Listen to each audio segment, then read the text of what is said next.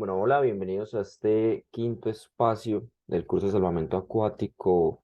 Mi nombre es Herminson Sebastián Guisao, soy el instructor del espacio de hoy, gracias a Alfa Constructores Profesionales. Bueno, en este espacio de hoy vamos a ver lo que es el Código Penal colombiano en cuanto a lo que nos corresponde a nosotros como salvavidas y como especialistas en el área de las zonas húmedas, eh, leyes que nos van a ayudar para poder saber qué hacer y qué no hacer en ciertos casos y conocer un poco más sobre la cultura que tenemos acá en Colombia en cuanto a las peticiones legales. Entonces vamos a darle comienzo. Espero que se concentren mucho porque es un aspecto muy importante saber dónde nos estamos metiendo y cuáles son nuestros derechos y nuestras responsabilidades dentro de lo que podemos hacer para no ser condenados o ser liberados.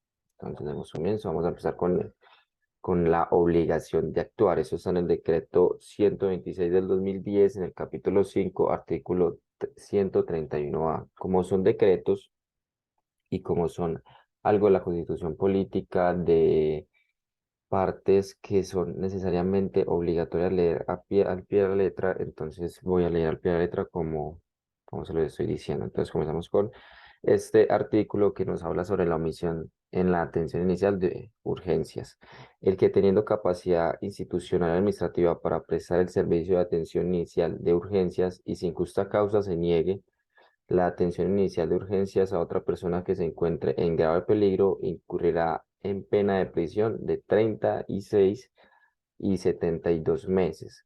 La pena se agravará de una tercera parte a la mitad si el paciente requiere atención, es menor de 12 o mayor a 65 años.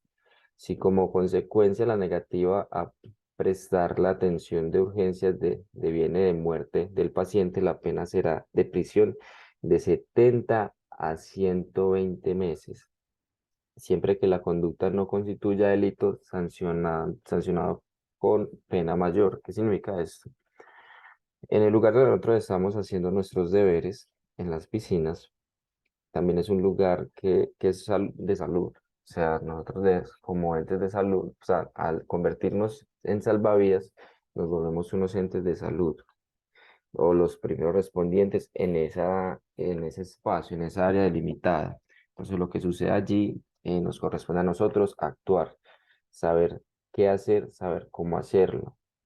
Como lo dice acá, si nosotros omitimos y no decidimos ayudar, por ejemplo, alguien se está ahogando y nosotros decidimos no ayudarlo, o alguien se cayó, se golpeó la cabeza y decidimos no ayudarlo, nos pueden dar prisión, nos pueden dar prisión y doblega, se nos doblega si es con una persona de menor de 12 años o mayor de 65 años, que son las personas que necesitan más ayuda y las con las que debemos de estar más pendientes y se nos triplica cuando ya son personas, pues cuando esta causa llega hasta la muerte. Entonces siempre hay que actuar, siempre de alguna manera hay que actuar siguiendo la cadena de emergencia, llamar por lo menos, ya si nosotros llamamos nos estamos librando de mucho. Porque claramente muchas veces quizás en algún momento nuestras condiciones físicas no sean suficientes para poder ayudar a una persona, para poder salvarla, pero con tal de nosotros llevar un proceso de por lo menos informar, de por lo menos proteger el área, por lo menos sacar a todas las personas para que no haya un tumulto, estamos haciendo algo, ¿listo? Entonces, esa obligación de actuar y no huir ante estos casos. Continuamos con lo que es la negligencia médica, también conocido como un error médico o mala praxis. La negligencia médica es aquella asistencia médica inadecuada y descuidada que tiene como consecuencia un daño y perjuicio al paciente.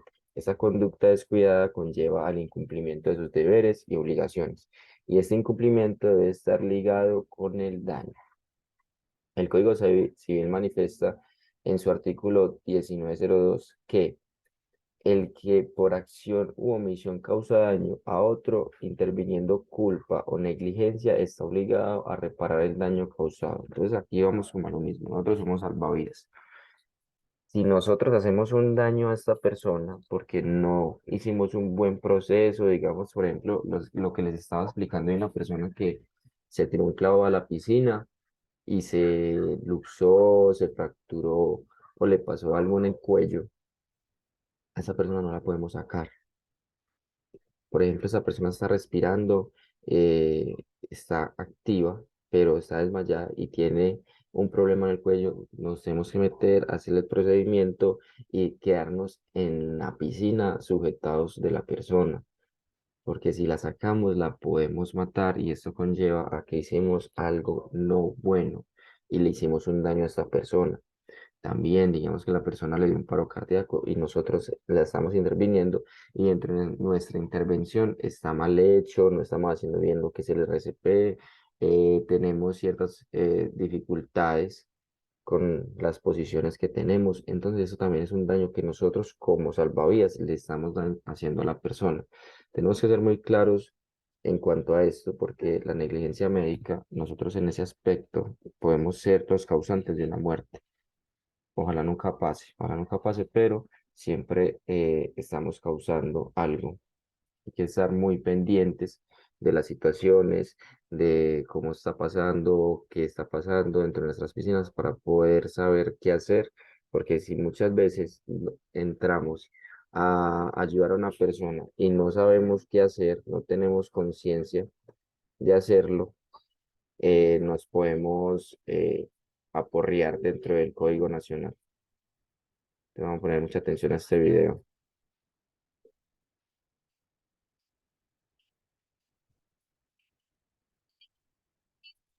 ¿Cuáles son las consecuencias a los médicos?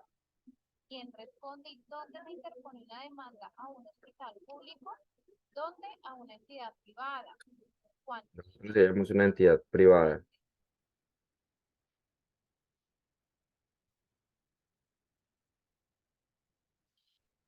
¿Cuáles, cuáles son los requisitos? ¿Qué pruebas debo tener? Adicionalmente, también puedo poner una demanda penal. ¿Cómo puedo proceder si tengo una demanda? La negligencia en cirugías estéticas o procedimientos dentales tiene un trato especial y cómo encontrar un buen abogado especialista en este tema y a mejor de. Les empezaré diciendo la definición de negligencia médica.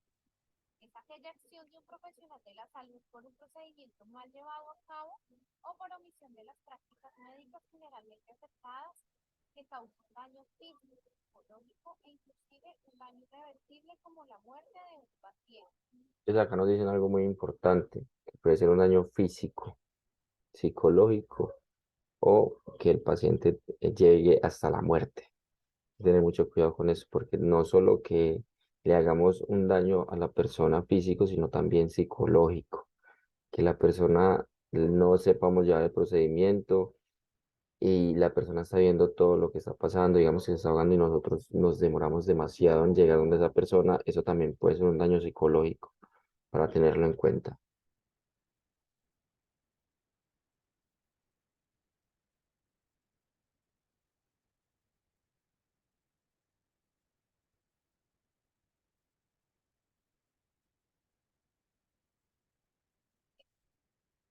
Y que es mala praxis. Bien, mala praxis es el término técnico que se usa en el campo de la medicina para referirse a daños médicos, al error médico, imprudencia médica o negligencia que causa un profesional de la salud, quien por omisión o por mal procedimiento en las prácticas médicas, generalmente aceptadas y adecuadas, causa un daño físico, psicológico e inclusive hasta la muerte a un paciente. Y no olviden quedarse hasta el final del video, donde les daré unos tips para hablar cómo ahorrar costos en este tipo de casos.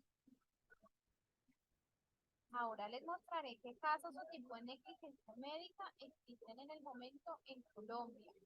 Existe negligencia en cardiopatía, en oftalmología, ginecología, por procedimientos anestésicos, en cirugía, por procedimientos estéticos, por diagnóstico errado o fallido, por mala práctica. Diagnóstico errado fallido y la mala práctica en servicio de urgencias, que nosotros estamos en esa cadena de emergencias.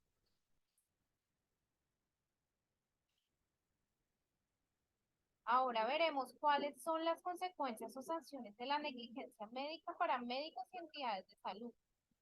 Primero veremos las sanciones para el médico. A Disciplinariamente, nosotros también. penalmente, cuando el daño causado puede llegar a configurar los delitos como homicidio, doloso culposo, lesiones por inducción o ayuda al suicidio, por practicar aborto siempre que no exista una causa legal para practicarlo y por omisión de socorro. Y también civilmente, a través de una demanda de responsabilidad civil que busque la reparación de los daños y perjuicios causados con su actuar médico negligente. ¿Y cuáles son las sanciones para las entidades de salud? Administrativamente, cuya sanción la impondrá la Superintendencia de Salud colombiana.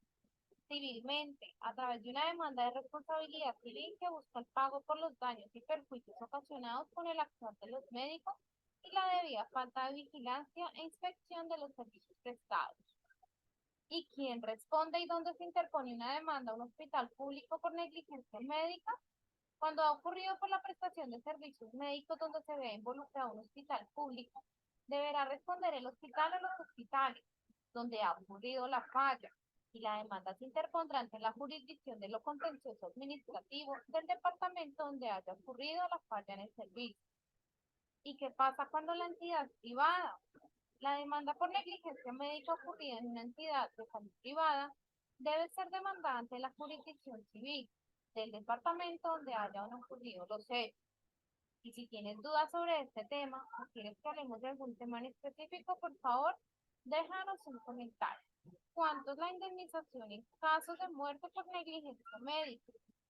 La indemnización siempre debe comprender los conceptos de daño material a título de estado emergente, es decir, los gastos en que incurrió el paciente o su núcleo familiar con ocasión de la muerte del paciente. Daño material futuro a título de lucro cesante, es decir, este concepto representa la compensación de dinero que debe haber aportado en vida el fallecido a su núcleo familiar. Y por último, el daño moral, concepto que representa la compensación por el dolor y la aflicción que causa en el grupo familiar el fallecimiento de uno de sus miembros. La tasación de estos perjuicios por daño emergente y lucro cesante la hará el juez de conformidad con los ingresos que perciba el fallecido, y la indemnización por daños morales la hace el juez a justa tasación, es decir, a criterio del juez de conformidad con el daño sufrido por los beneficiarios. ¿Y cuánto es la indemnización si por una mala praxis le quedaron lesiones o enfermedades? No existe una tarifa establecida. El valor de la indemnización siempre dependerá del tipo de perjuicio sufrido y las consecuencias causadas en la humanidad del paciente. Es decir, si sufrió un daño irreversible, una alteración en la funcionalidad del organismo, una alteración en sus condiciones psicológicas y si el perjuicio le creó dependencia de otras personas, si requiere tratamiento médico y terapéutico permanente, entre otros. Asimismo, qué clase de perjuicio y las consecuencias ocasionadas a su núcleo familiar. Se estarán preguntando cuál es el plazo para exigir una indemnización por negligencia o mala praxis médica. La legislación colombiana tiene establecido un término de 2 años para demandar por mala praxis médica, término que se contará desde el fallecimiento del paciente la ocurrencia del hecho que le causó la lesión. Y debajo de este video y a lo largo del artículo encontrarán enlaces relacionados sobre daños y perjuicios, demandas e indemnización, la contestación de demanda. Ahora veremos cuáles son los requisitos de una demanda por negligencia médica. Actuar a través de un abogado, agotar el requisito de la conciliación extraprocesal, aportar todas las pruebas en donde se pueda evidenciar la negligencia médica y los perjuicios sufridos por el paciente. Y opción 1, pide recomendaciones a tus familiares y amigos, pero es con el objeto de evitar la condena por daños. ¿Cómo encontrar un abogado especialista en este tema y al mejor precio? Opción 1, pide recomendaciones a tus familiares y amigos, pero esta opción no siempre es recomendable. Muchas veces te recomiendan abogados conocidos, pero que no son especialistas o que no tienen experiencia en tu caso.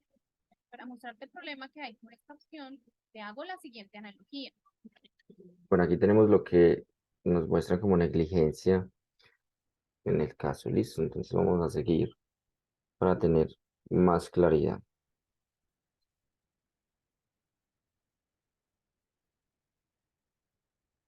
Seguimos con el rechazo de atención.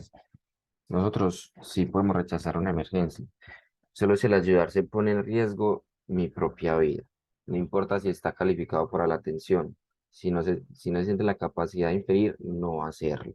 Listo. Entonces, eso es lo que hemos venido hablando en los módulos, de que puede que haya una persona que nosotros no seamos capaces de salvar porque nuestra condición no es la más adecuada, nuestro fenotipo, nuestra forma humana no es la más adecuada.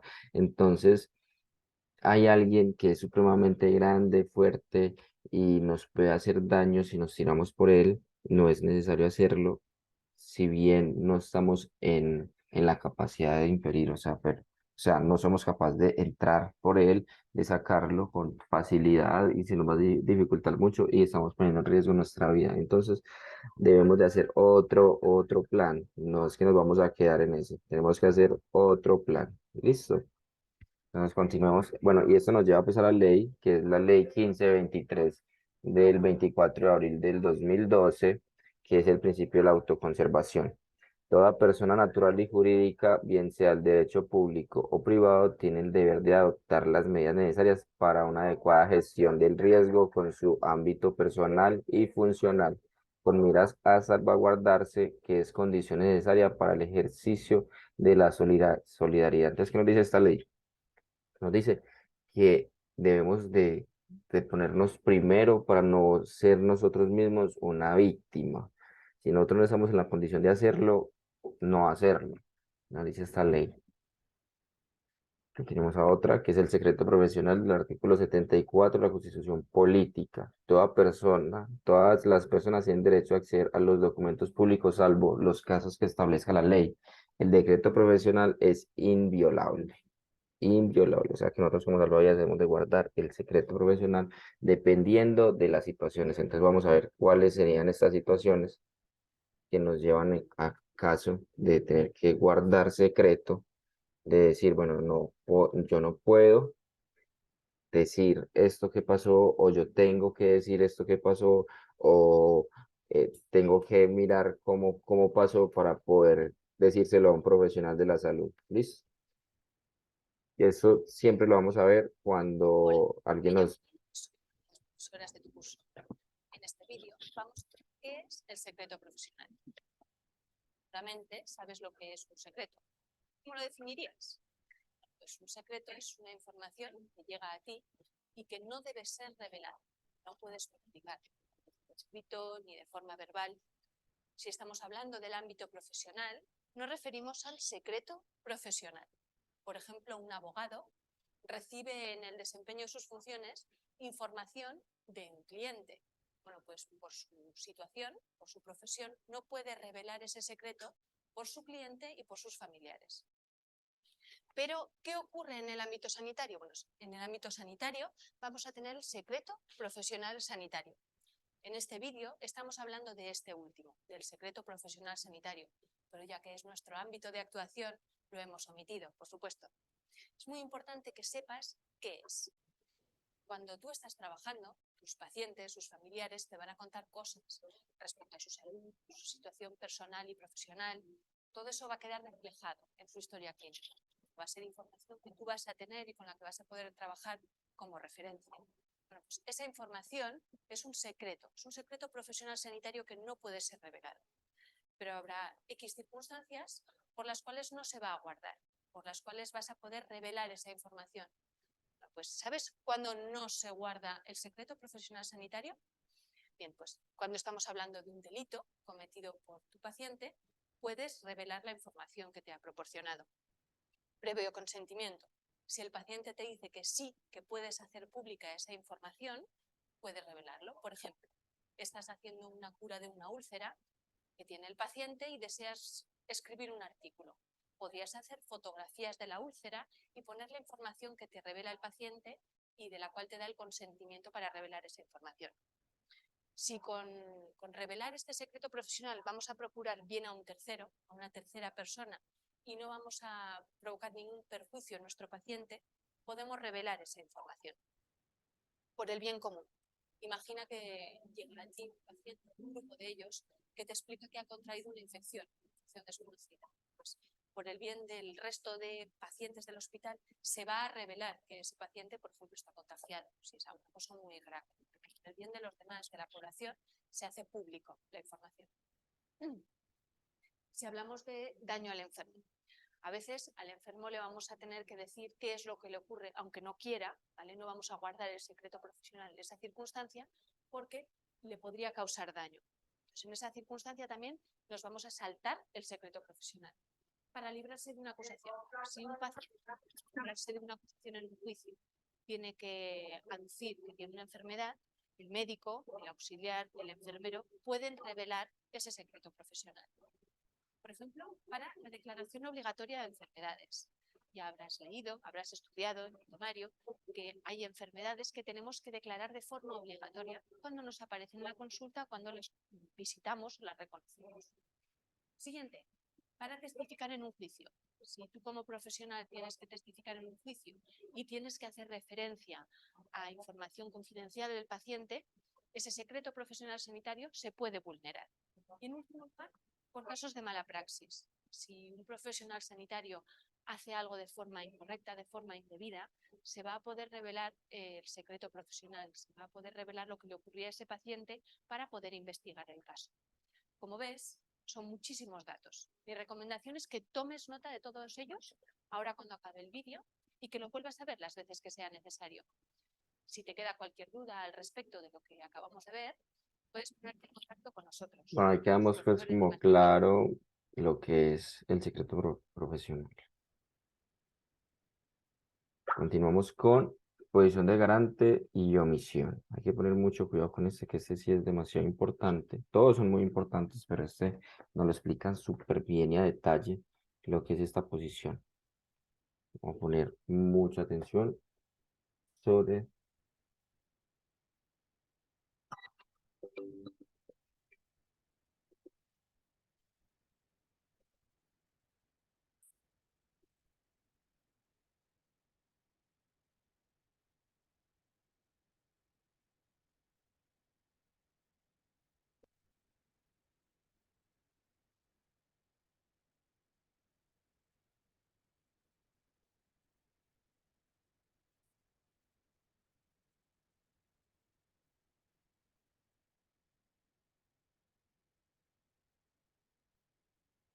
Hola. Hoy tengo una pregunta que me ha tenido pensativo en estos días. Si mi perro, que es un poco curioso, muerde a alguien y le causa un daño en su integridad o la muerte, ¿será que yo debo responder por ese daño? ¿Qué tal si cuando me ponen a cuidar a mi sobrinito de 2 años, este cae por las escaleras? ¿Seré responsable por los daños que se haga? Bueno, para responder a estas preguntas debemos abordar el tema de la posición de garante. ¿Qué es la posición de garante? ¿Cómo se origina? ¿En qué consiste? ¿Y qué efectos tiene? Normalmente las personas respondemos por lo que hacemos. Bueno, también respondemos por lo que dejamos de hacer si es que teníamos un deber de actuar, siempre y cuando esta omisión cause un daño o resultado relevante para el derecho penal. Por eso nuestro Código Penal la corrupción por omisión. La posición de garante se encuentra dentro del Código Penal en el artículo 25 que habla precisamente sobre la acción y la omisión. Se habla sobre sus actos constitutivos y sus tipos, pero a eso volveremos más adelante. ¿Por qué si estoy casado estoy en la posición de garante de mi esposa y viceversa? Porque el restaurante al que voy siempre, que ofrece bebidas alcohólicas, está en posición de garante frente al comensal que conducirá un vehículo. ¿Por qué si adquiero un arma de fuego estoy en posición de garante? Según la Corte Suprema de Justicia, posición de garante es la situación en que se halla una persona, en virtud de la cual tiene el deber jurídico concreto de obrar para impedir que se produzca un resultado típico que es evitable. ¿Qué se puede referir la Corte con deber jurídico concreto?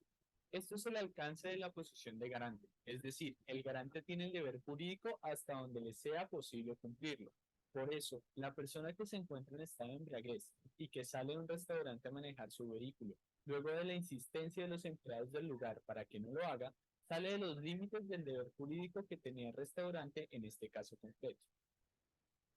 Sería exagerado que los empleados tuviesen que amarrar a cada comensal ebrio que vaya a conducir para que no se vaya. La posición de garante halla su fundamento constitucional en el principio de solidaridad que está contenido en el artículo primero y 95.2 de la Carta. Es, básicamente, el deber de prestarle ayuda o colaboración a quien la necesite. La posición de garante puede ser frente a bienes jurídicos que debe defender el garante ante ciertos peligros que los amenace, o sea, el garante de protección, o respecto al control de fuentes de riesgo, es decir, garante de vigilancia. Antes de continuar, debemos aclarar que los bienes jurídicos protegidos por la posición de garante solo son la vida, la integridad personal, la libertad individual y la libertad y formación sexual. Continuando, el garante de protección debe defender bienes jurídicos amenazados, como el conductor de un vehículo que tiene la posición de garante frente a sus pasajeros, pues está ejecutando una actividad peligrosa, o sea, conducir. Por otro lado, el garante de vigilancia debe controlar las fuentes de riesgo, como el hotel que tiene una piscina. La fuente de riesgo es la piscina y debe tener todas las precauciones propias de dicho cuerpo de agua, como por ejemplo un salvavidas.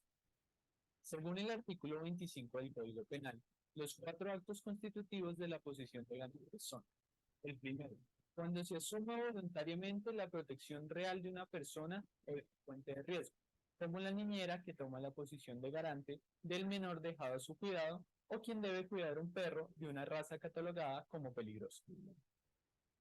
El segundo, cuando existe una estrecha comunidad de vida entre personas, como la posición de garante de cónyuge a cónyuge. El tercero, cuando se emprenda la realización de una actividad riesgosa por varias personas, como cuando un grupo de personas emprenden una travesía de montañismo. Y el cuarto, cuando se haya creado precedentemente una situación antijurídica de riesgo próximo al jurídico correspondiente, como cuando se hacen carreras callejeras. El hecho de estar en posición de garante y no cumplir con el deber jurídico correspondiente tiene como consecuencia que, en caso de cometerse un resultado típico por el no actuar del garante, se le imputará dicho resultado como si éste lo hubiera ocasionado, esto es, comisión por omisión, como el papá que no acude en ayuda de su hijo porque está distraído. Si el hijo muere, se le imputa el resultado muerte a su padre por omitir su deber de actuar. En conclusión, y respondiendo a las preguntas planteadas al inicio, el esposo está en posición de garante de protección respecto a su esposa debido a que existe una comunidad. El restaurante está en posición de garante de protección, pues protege voluntariamente los bienes jurídicos del conductor ebrio y de las demás personas que pueden verse afectadas porque el sujeto conduzca un vehículo en dicho estado.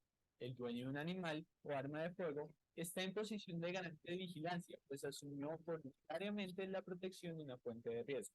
Con esto concluimos este video sobre qué es la posición de garante.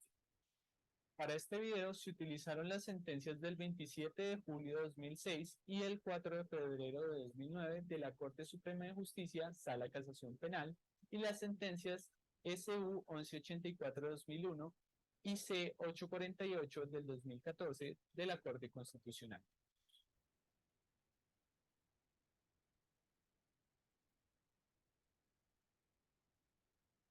Aquí tenemos cuál es la posición de garante dentro de nuestros aspectos. También tenemos que poner en claro de que nuestra posición de garante como salvavidas es tener la piscina bien cuidada. eh, Siempre decir qué es lo que falta a la administración, si faltan los aros salvavidas, si falta algún gancho, si hay alguna baldosa rota, hay alguna escalera mala, todo lo que pueda llegar a faltar dependiendo de los requerimientos de la piscina, también las señalizaciones. La idea es que nosotros como salvavidas tengamos una precaución total de lo que pasa en la piscina y si llega a pasar alguna cosa, nosotros también somos responsables de eso. Eh, También la posición de garante nos trata de decir que mientras nosotros estemos en vigilancia y tengamos segura la zona, todo está bien, pero si dejamos y permitimos hacer muchas acciones en la piscina que puedan generar riesgo, nosotros somos los culpables de estas. Entonces siempre mucho, mucho, mucho cuidado con cómo tratamos a las personas en las piscinas y lo que les permitimos hacer dentro de aquellas. Continuamos con lo que es muy importante, que es la ley 1209 del 2008, por medio de la cual se establecen las normas de seguridad en piscinas. Allí podemos encontrar lo que es el funcionamiento de las mismas, cómo deberían de estar, los procedimientos, la reglamentación. Entonces vamos a poner cuidado también en esto. Les aconsejo también mucha lectura hacia esta ley, que esta ley nos protege y también nos dice que cómo debemos de tener las piscinas y cómo debemos de fomentar su uso.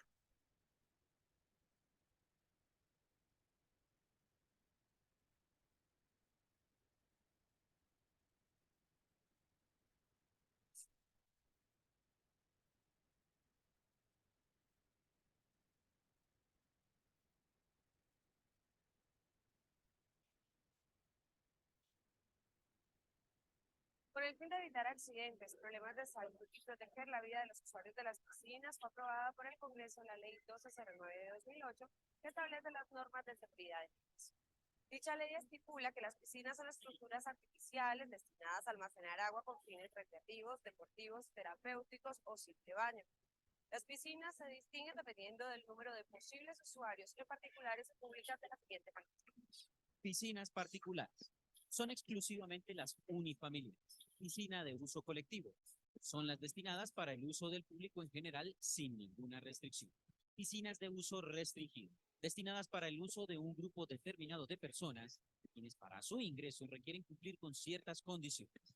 Entre estas se encuentran las piscinas de clubes, centros vacacionales y recreacionales, condominios, escuelas, entidades, asociaciones, hoteles, moteles y similares. Piscinas de uso especial, utilizadas para fines distintos al recreativo, deportivo o al esparcimiento.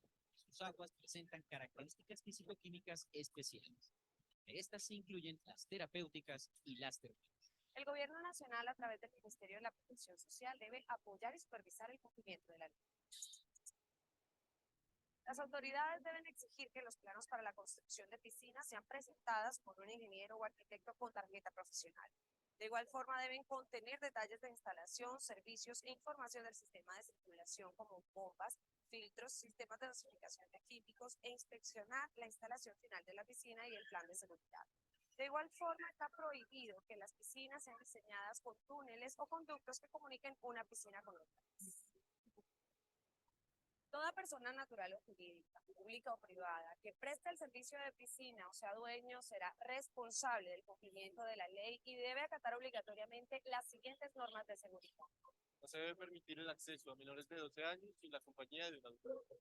Debe mantenerse permanentemente el agua limpia y sana, cumpliendo los requisitos higiénicos sanitarios establecidos por la respectiva autoridad sanitaria. Se debe tener un botiquín de primeros auxilios con material para curaciones.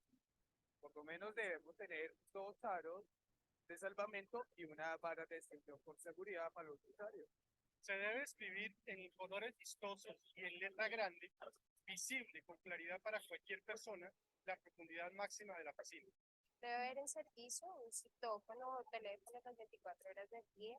Debe existir un dispositivo de accionamiento manual que permita detener la bomba de succión. Ese dispositivo debe estar en un sitio visible, señalizado y de libre acceso. Las piscinas que se construyen a partir de la entrada en vigencia de la ley deben tener por lo menos 2 drenajes y señalar de manera visible los planos indicando los tubos de drenaje, las dimensiones, profundidad, características, equipos y planos de todas las instalaciones. Este plano debe contener la posición de las alarmas de emergencia, de incendio, las rutas de emergencia y cualquier otra información relevante. En el fondo de la piscina debe avisarse por materiales o colores vistosos los desniveles con colores distintos para cada nivel.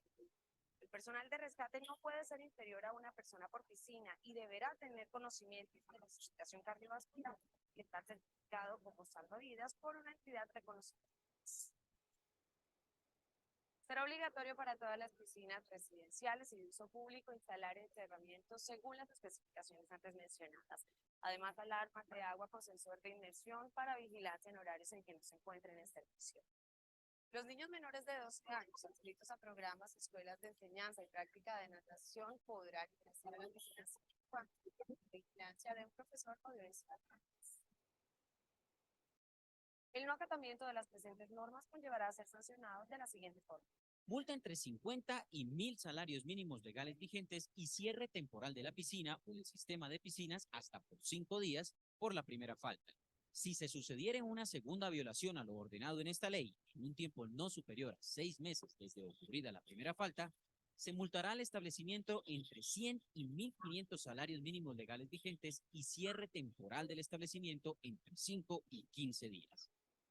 Una tercera falta ocurrida dentro del periodo posterior a 6 meses desde la primera dará lugar al cierre definitivo del establecimiento. Las multas deberán ser canceladas en favor del municipio del lugar donde ocurriere la violación a la presente ley, las cuales serán destinadas a un fondo para la vigilancia y promoción del cumplimiento de esta norma. Para ir directo al punto, nos vemos en una próxima oportunidad.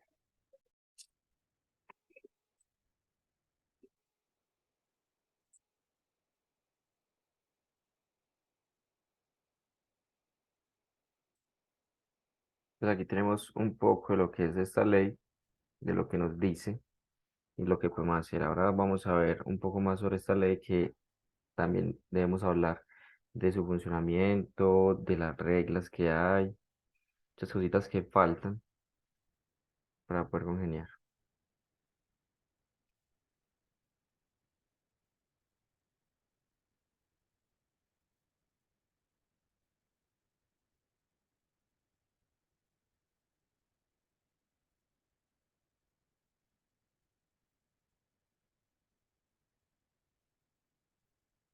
En el área metropolitana y en zonas cercanas al área metropolitana y en parques un poco más lejanos de Medellín, como en Segovia, en el Bagre y en La Pintada. Mauricio es especialista en gestión integral de recursos hídricos, en sostenibilidad ambiental, en seguridad en piscinas. Realmente eso lo tengo que resaltar mucho porque Confama con toda seguridad es el parque que más lejos está en seguridad en piscinas a nivel nacional y seguramente internacional, porque aquí manejan eh, toda la cantidad de dispositivos redundantes. Tienen cerramientos, tienen cubiertas, tienen alarmas perimetrales, tienen alarmas de inversión, tienen elementos de repuesto en sistemas de y es precisamente cómo la ley 209 se engrana en los procesos de sostenibilidad de los parques acuáticos y piscinas de Colombia. Muy bien. Todos conocemos en la de la ley 209, o por lo menos hablar de él, donde tiene un enfoque muy claro desde el punto de vista de la seguridad física y de la seguridad química, que en últimas también esa seguridad química digamos, termina convirtiéndose en la seguridad microbiológica del agua de las piscinas y de todos los parques acuáticos como tal. Pero acá hay digamos, un llamado que nos hace la ley 209 desde la parte del concepto de la transdisciplinariedad. En varios artículos, cuando se hace una lectura de transdisciplinariedad, nos encontramos que es una palabra que va mucho más avanzada de la interdisciplinariedad. La transdisciplinariedad lo que busca realmente es que todos los fenómenos de la naturaleza, todos los fenómenos en la realidad suceden al mismo tiempo, no importando cuál es la ciencia que los estudie.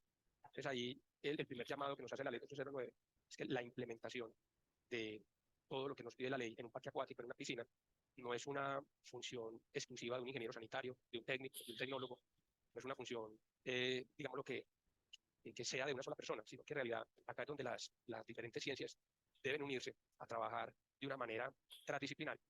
O sea, que todos esos conocimientos en última se terminen conjugando y generando academia precisamente de la ley 209. Y acá desde esta parte de transdisciplinariedad, ahí es donde, digámoslo, se centra la charla del día de hoy, y es cómo articulamos el objeto de la ley 209 hacia los procesos de conservación y protección de los recursos naturales, y cómo la ley de una manera, digámoslo, intrínseca nos está hablando precisamente de cómo a través de su cumplimiento vamos a lograr también ese que es un agua limpia y sana. Y un agua limpia y sana, la ley no lo está, digámoslo, diciendo de una manera subliminal, si así lo podríamos llamar, cuando nos hace un llamado a la instalación de dispositivos de seguridad como un cerramiento y al uso obligatorio de la ducha lavapiés. Antes de la ley, cuando las piscinas, digámoslo, podían darse como, digámoslo, ¿cuál es la palabra? Tener la posibilidad de que todas las personas ingresaran por cualquier lado y que no hubiese ese uso obligatorio de ducha lavapiés, pues toda la contaminación de los pies de las personas terminaban llegando al agua de la piscina. y lógicamente para recuperar esa piscina, para recuperar esa agua, se requería de un uso intensivo de químicos, de unos procesos de reserva o de abastecimiento de agua que terminaban en últimas, digámoslo, generando un impacto ambiental que no se medía, que no se veía, porque lógicamente el objetivo que estaba claro era garantizar el disfrute de las personas. A hoy, el solo hecho de tener un cerramiento que obliga a las personas a pasar por un ingreso donde hay una ducha y hay un lavapiés, esto está aportando a la sostenibilidad ambiental, no solamente del parque acuático, digámoslo como un elemento de gestión interna. 4113 fueron derogadas, pero hay algo importante en esta resolución 1510 que también, digámoslo, siendo una hijita de la ley, nos empieza a adentrar al tema de la sostenibilidad ambiental, y es los conceptos de fuente de abastecimiento, el concepto de operador piscinero y el plan de saneamiento básico de emergencias de la piscina. Acá es, digamos, lo independiente que esté derogada es analizar, y por eso lo coloqué puntos suspensivos en cada criterio, es que de pronto nos ha faltado de interpretación desde la parte de la sostenibilidad de un negocio, desde la parte de la sostenibilidad ambiental, un parque acuático o de una piscina, para, digámoslo, entender más integralmente que todos estos parques, todas estas piscinas funcionan con recursos naturales que lógicamente debemos darles un buen uso. Y acá quiero hacer un llamado de atención, digámoslo, desde la parte de la invitación, a analizar este concepto. Fuente de abastecimiento es el recurso de agua utilizado en los estanques y estructuras similares de piscinas para su llenado inicial y o para reponer pérdidas. En Colombia, la ley 209 estableció unos libros de control y seguimiento, las famosas bitácoras, donde quizás lo que el operador de piscina, lo que quizás el administrador de la piscina ha visto importante desde la parte operacional, ha sido controlar el cloro, controlar el pH, controlar una serie de parámetros físico-químicos, lógicamente garantizando calidad del agua y garantizando seguridad de la instalación para el servicio a las personas. Pero también hay algo muy importante que debemos, digámoslo, hacerle también una lectura crítica, y es el uso de los contadores de agua, el uso de los contadores de energía y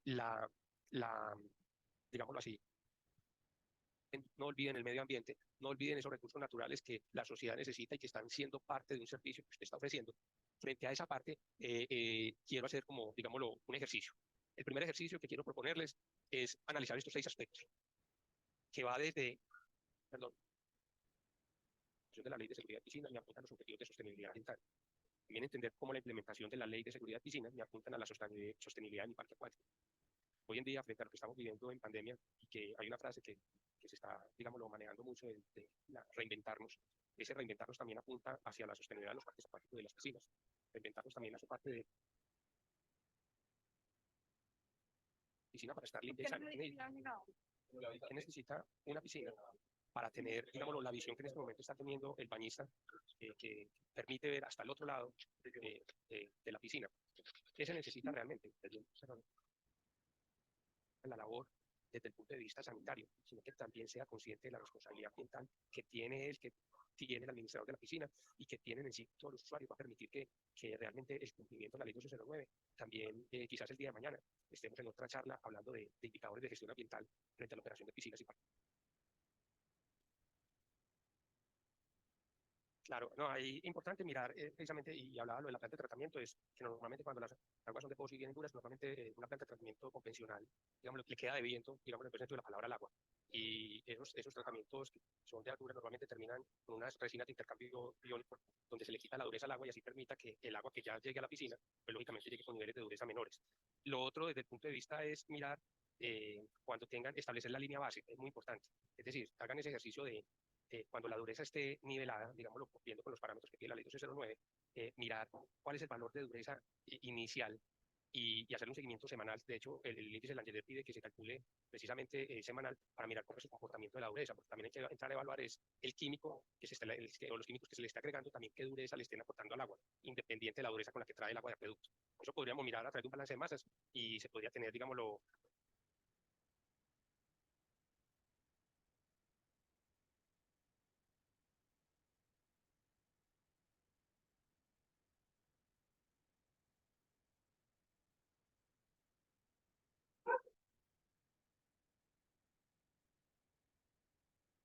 Bueno, continuamos con algo más de la ley 1209, que es algo también muy importante, que nos lo explican un poco más sostenibilidad acá. El anterior video lo pueden ver en los módulos, es algo sobre sostenibilidad y ambiental en el agua, que también nos completan nosotros como salvavidas, porque dentro de la salud debemos de tener un trabajo muy acople con lo que es el piscinero, ya que nosotros si la piscina está en buena calidad, nosotros vamos a tener también unos usuarios en buena calidad en lo que es la salubridad. A ver esto un poco más, para que quede un poco más claro lo que es la ley 209, que es la prevención de Llega el accidentes verano, en piscina. el tiempo de sol, recreación, aire libre y vacaciones. Sinónimo de diversión en campo, montañas, playas y piscinas, pero también de accidentes, cuando se desconocen los potenciales riesgos y sus correspondientes medidas de prevención. La piscina invita a pasarlo bien y a relajarse con amigos y familia, pero es necesario conocer y poner en práctica un conjunto de medidas preventivas que presentamos a continuación. Recomendaciones generales. Atención, bañistas y papás, sigan atentamente estos consejos para que disfruten en forma segura este verano en las piscinas. No corra por los bordes de la piscina. No deje vasos o envases en el Esas son borde de la algunas piscina reglas dentro del área. que están dichas en la ley. Evite consumir alcohol al bañarse en la piscina.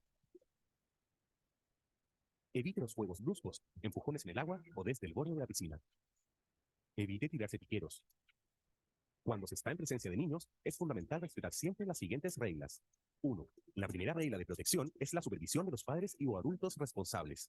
2. Instale un cerco perimetral que separe la piscina de su casa. 3. Mantenga los accesos al área de la piscina cerrados con llave. 4. Es recomendable que los niños aprendan a nadar desde temprana edad. 5. Cuando un niño se extravía en un lugar en que hay una piscina, el primer lugar donde se debe buscar es precisamente en la piscina. Ahora, ojo padres, hijos, chicos y grandes, bañistas o no, es fundamental que tomen en cuenta las siguientes consideraciones. Aprenda y entrene técnicas de salvamento acuático. El entorno inmediato de la piscina debe estar construido con materiales antideslizantes que impidan resbalar con facilidad. Esperamos que tomen en cuenta las medidas preventivas que se han explicado para que disfruten este verano en forma sana y segura con sus familias y amigos. Suerte y a bañarse con precaución. Y no olviden utilizar siempre protector solar. ¡Chao!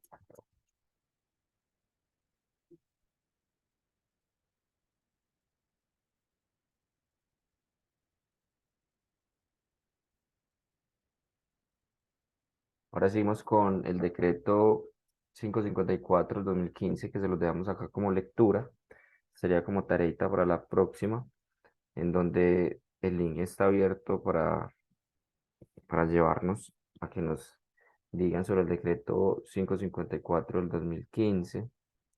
Nos hablan sobre el ejercicio de las atribuciones constitucionales y legales especial de la conferencia conferidas en el numeral 11 del artículo 189 de la Constitución Política del Desarrollo de lo previsto en la Ley 1209 del 2008. O sea, eso es como unas consideraciones e implementaciones que nos dicen que nos debemos de actualizar en cuanto a la ley, que hay muchas cositas que han cambiado. Por ejemplo, el DEA para el 2022 ya debe de haber un DEA en cada establecimiento deportivo. O sea, que en las piscinas también, como son establecimientos recreativos y deportivos, debe de haber un DEA obligatorio.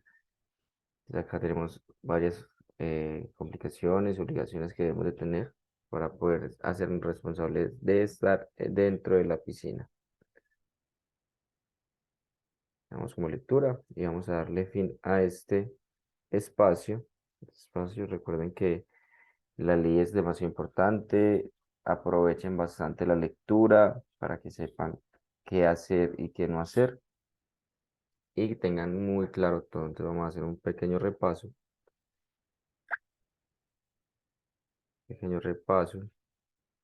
por las diapositivas.